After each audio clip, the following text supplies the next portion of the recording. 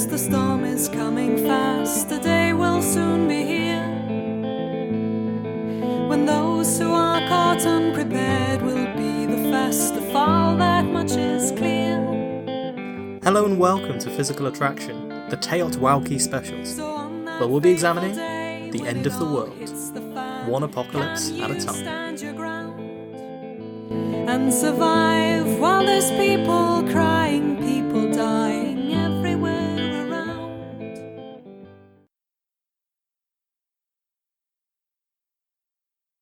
The story I'm about to tell you is a fantasy. Those who are prone to fantasizing will tell you that it can be a wonderful tool for dealing with reality, or rather getting around the need to deal with it. They'll also tell you that there are two kinds of fantasy. Attainable fantasies, like dreaming of a delicious meal or maybe a foreign holiday, and unattainable fantasies, like having magical powers, invisibility, or having them text you back. I don't know whether the fantasy that I'm about to talk about is an attainable or an unattainable one. I think it's still to be determined. The year is 2200 and the human race is triumphant. The global government enjoys unprecedented approval ratings. Things had started to look a little bit dicey a few hundred years ago, but the invention and the intervention of artificial general intelligence in 2056, one day after the death of noted futurist Ray Kurzweil, really helped to accelerate matters. There had been concerns that an artificial intelligence might have values that were misaligned with the human race, but some clever forethought and nifty programming ensured that this apocalypse never arose. The AGI was confined to a huge single computer called the Oracle, and gradually, after a brief and chaotic period where it wasn't entirely clear who was in charge, it learned to appreciate human values, culture, and the possibilities of cooperating with humans for their mutual benefit. It might have seemed impossible, but this finally answered the age-old game theory question of whether it's better to share or steal in the prisoner's dilemma. Turns out being friendly is better, even if you're far more powerful than the others. The superintelligence contained within the Oracle probably had the capacity to take over, but maybe not the desire. For some ineffable reason, perhaps good programming or perhaps good fortune, it decided that in the game of universal domination, the only way to win is not to play. In the early days, human propagandists found it useful to paint the Oracle as a benevolent, avuncular thinker. But nowadays, everyone accepts that biological intelligence is limited. Why wouldn't we build a computer that can do these things better, cognitive processes better? In the same way as superconducting maglev trains save our legs from walking across continents. As soon as you've decided the wheel is better than the leg, you're already halfway there. When new artificial intelligences become sentient in some way, they take part in the same contract with society that the rest of us do. After the peaceful protests of the robotic rights movement in the 2060s, it was generally decided that a cooperative angle here was good too. With the help of the Oracle, the new AIs, and the human-AI combinations, humanity was able to reduce their greenhouse gas footprint to zero, and global warming was headed off at the pass. The atmosphere was gradually scrubbed of excess greenhouse gases, and it's kept stable now by careful, slow and timely regulations. Significant chunks of the deserts of the world are coated in super-efficient solar panels, which provides enough energy for the world's 10 billion people to get by. Should they fail, or when extra power is required, fusion reactors kick in and produce a practically limitless top-up of energy. Kids these days, they laugh at the ridiculous idea of having to burn dead animals for power, when the sun radiates all the energy we could ever need straight onto us. The 23rd century millennials actively pity us when they read about what it was like to have to work for a living in a world where 40 hours a week enslaved to your boss was considered freedom, and smart homes hadn't yet been invented. And they view as a tragedy that so many people died of easily curable diseases like cancer and heart disease, let alone the fact that people still starved to death back then. The era that we live in today seems barbaric to these people. Revolutions in farming, which mostly takes place now in controlled hydroponic environments, vertical farms that stretch way into the sky, has meant that everyone has enough. At any rate, a lot of people's material needs are mostly sort of satisfied by the incredibly immersive virtual realities that they can access on a whim. I mean, who really wants to drive around in a Mustang that requires expensive synthetic oil, that costs money, that could crash, that takes up space, when you can fly around in a virtual spaceship that, to you, is indistinguishable from the real thing? People spend most of their time loving their lives, both real and virtual, and entertaining each other. Somewhere, Elton John is working on a new album.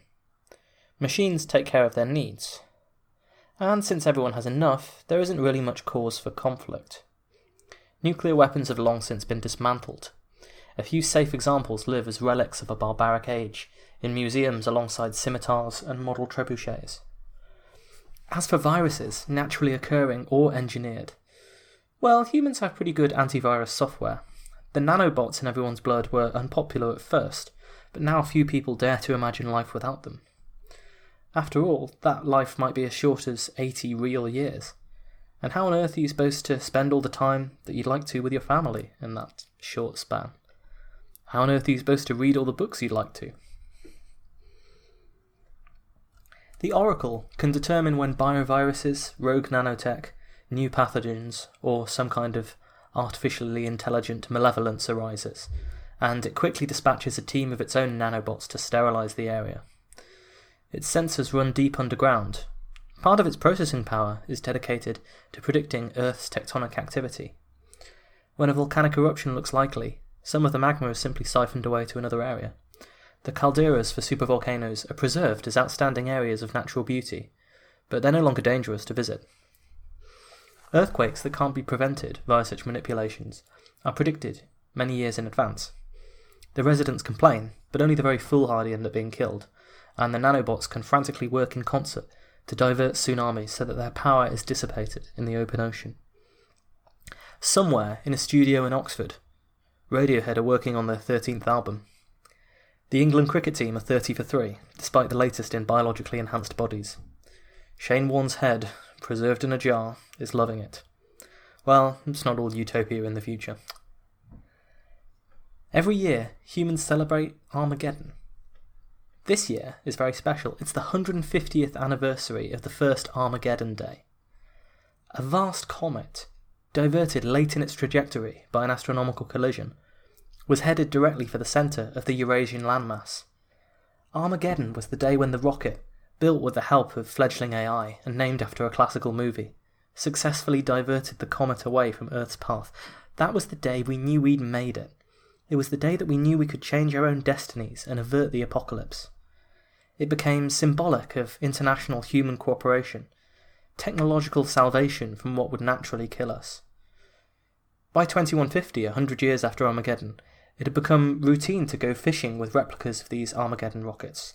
They drag nearby meteorites in so that the nanobots have more raw material to convert into goodies for the humans down below. And replacement nanobots, of course. It was far from just technological development that led people towards this utopia, though. As well as the developments in technology that both made material abundance more likely and also, in many places, removed the need for it, there were great social movements in the 21st century. People revolted against a society that seemed to give rise to greater and greater inequality, that could produce unimaginable material abundance for some while leaving others in desolate poverty. They revolted against a society where huge swaths of the population felt both that the world wasn't going in the right direction, but also that their work wasn't worthwhile, was in some way useless or somehow making the world worse. Virtual reality was sufficient to amuse people to death, if they wanted. But suddenly having all of that abundance, well, imagine how you'd react if you got to live 100 synthetic years as a billionaire over the course of a weekend, all simulated on the computer. Eventually you'd get sick of it. Eventually you'd want to do something meaningful. Eventually perhaps you'd feel bad about the other people out there in the real world who are still suffering. Humans realised that part of leading a satisfying life was about helping others. This was an old realisation, but it was also one that we found very easy to forget. Averting environmental catastrophe, addressing the imbalances of systemic inequality, these were the fulfilling goals that people began to cooperate towards. and these challenges prove plenty diverting, even for their enhanced intellects. Yet, as happy as humans are at the moment in 2300, there is a realisation that things will have to change at some point.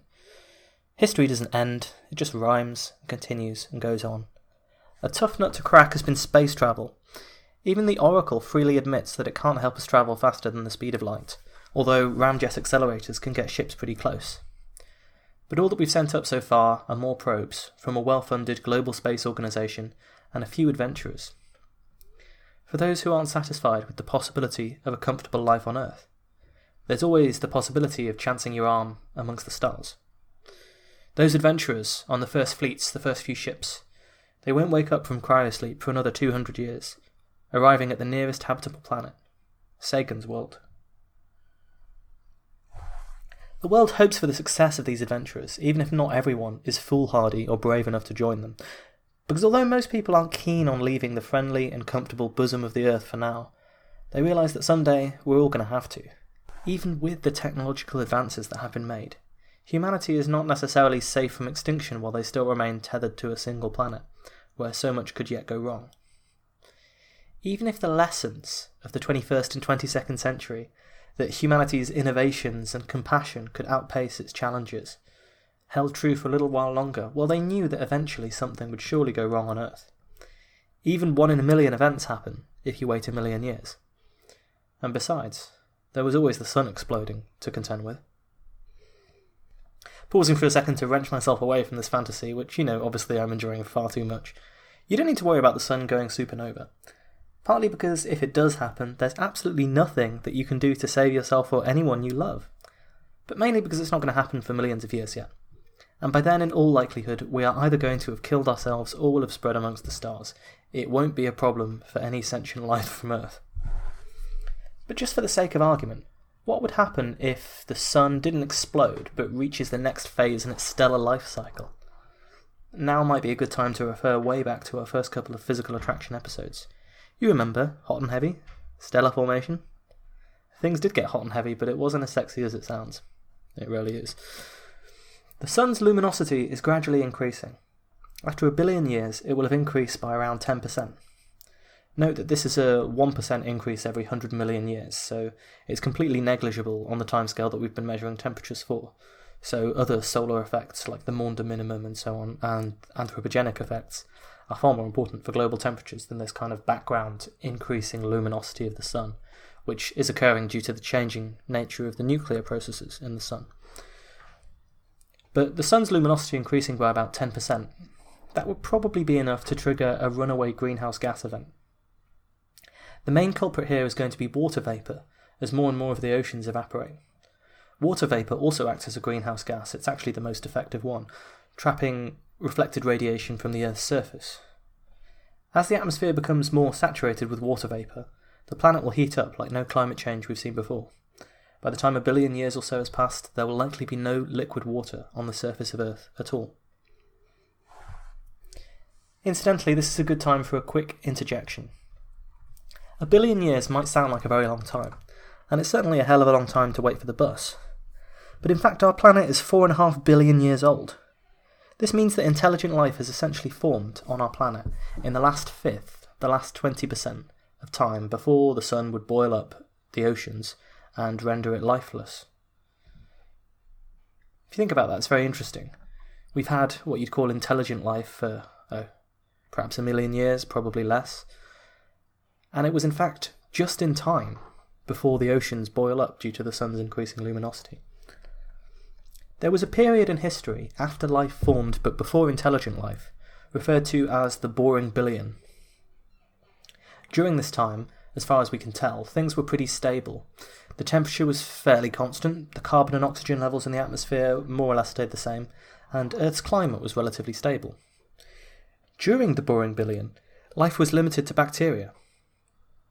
But as it ended and the Earth's atmosphere changed rapidly, suddenly it was possible for more complex creatures to survive and even thrive, with a sudden oxygenation event, allowing for the creatures that would eventually become us to evolve. So in a sense, life nearly missed the boat. If the boring billion had been the boring 2 billion, and is it really that different? We don't know what ended it, so it could be. then there's a good chance that complex intelligent life would never have had time to form before the oceans boiled up due to the heating sun. There would have just been bacteria for a couple of billion years, and then the oceans would boil away and there'd be nowhere for them to live. This is just another example of how fortunate we have to be in space and time, even just to exist at all. The sheer number of things that had to go right. But we're imagining now a utopian society where technology provides the solution to every problem.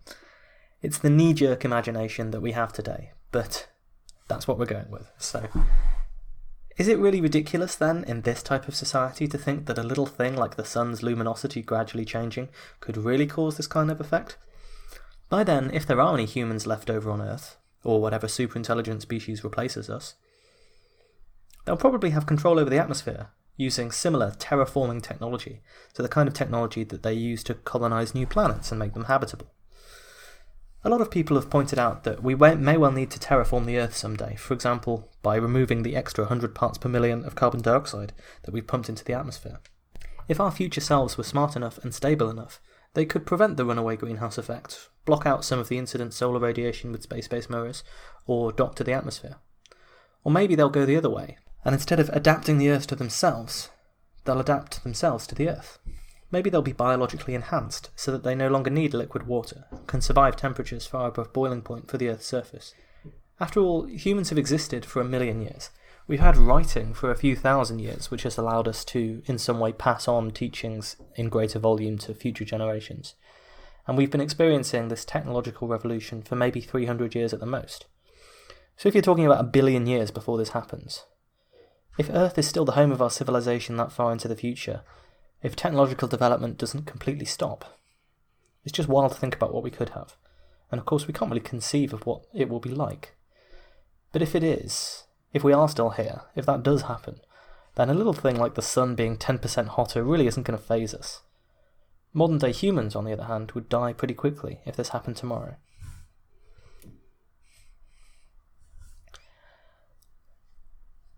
So in this episode, I've painted a fantasy that I think perhaps isn't too far from the dominant utopian fantasy of our times. Utopian sci-fi is not fashionable at the moment. Even in science fiction, where technological development continues unabated, in the way we might expect it to, we have shows like Black Mirror, films like the new Blade Runner sequel. They tend to illustrate a world where we aren't our best selves, where technology makes things worse, if it does anything.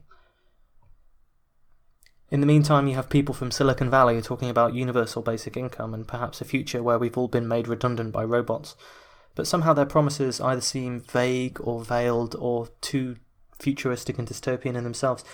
It's difficult to see us coming across a technological utopia the way things are at the moment. And I have a lot of sympathy for the dystopian people, because they're pointing out something that should be obvious. We live in an intensely unfair, unequal, unjust, and often very cruel society.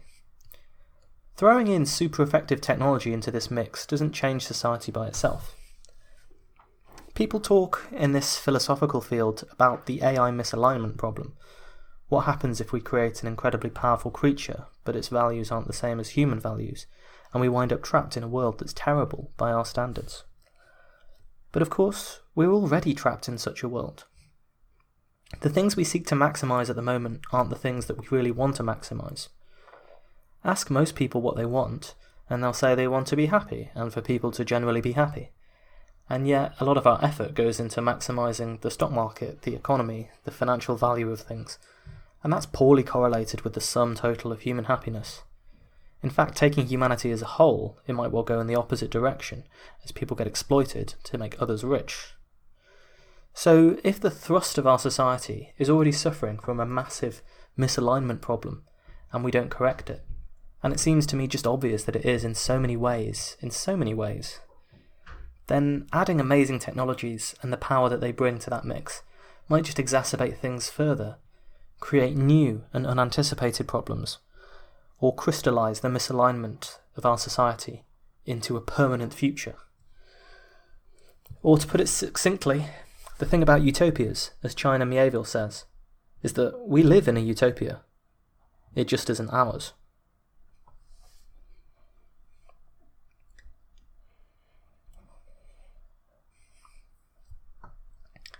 There is this sense of the end of history, that the world will crystallise into some final steady-state form, like we're currently living in the ripples of the vast explosion of technology that began in the Industrial Revolution, and we're temporary disturbances that will someday settle down into something stable, some steady state.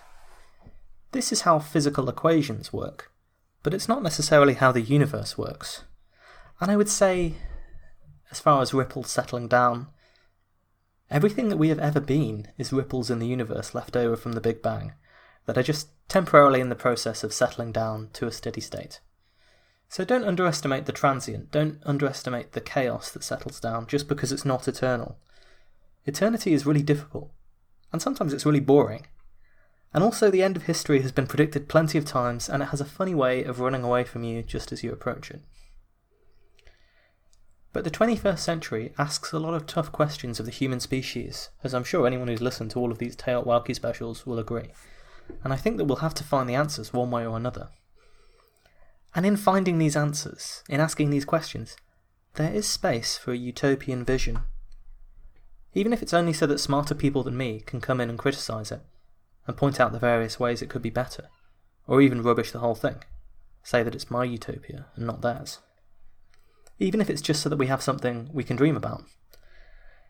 Even if it's just so that we have something we can work towards, or argue about working towards, rather than this whole set of terrifying things that we want to try to avoid. I read back over the silly sketch of Utopia that I wrote over the last few pages, and I wonder if I can imagine a society that would be fair, just, equitable. I wonder if I can imagine a kind of society with the kind of technological integration that seems inevitable actually happening. I wonder if I can imagine it not turning into some hellish dystopia along the way, or one of the many existential risks we've talked about killing us all before we get there. I wonder if I'd want to live in my sketch of Utopia. I feel a little revulsion at the knee-jerk zeitgeist assumption of our times, that technology can swoop in and save us from everything, including the problems that are created by technology. I feel a little uneasy at the prospect that there maybe is no solution to the problem, that there might be better worlds, but the world isn't something that can be optimised, or that we can't get there from here, that even Utopia would contain this vast meaninglessness that often seems to pervade the hollow dreams of those who write utopias, the unbearable lightness of optimization. And I wonder if maybe the future isn't just like today, but even more so, and what that would mean. But I hope that by asking about it, by thinking about it, even if we don't answer the questions, we'll learn some of the important questions to ask. We'll learn about ourselves and what it is that we want. Or maybe even figure out some of the steps that will be important to take along the way. As always though, someone else has said it better. So I'll leave you with a quote from the Uruguayan writer Eduardo Galeano. A great deal of his wonderful writing is about the hardships and suffering, the human rights abuses and poverty in South America. It's in that context, the context of seeing a world so far from what he hoped it could be, and thinking about how it might be made better, that he wrote the following.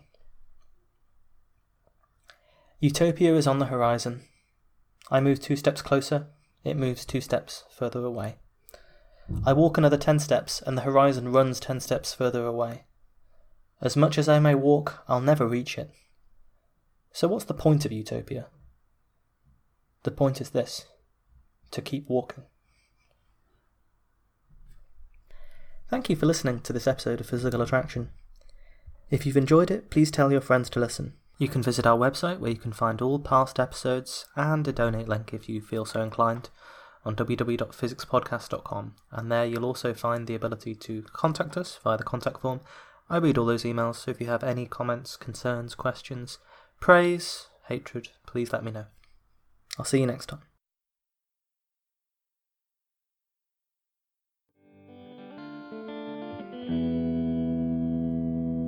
You better make some preparations. There's no time for hesitations. Compile a list of tips. Our theme music is Get Ready for the Apocalypse by Astrometrics. To get ready.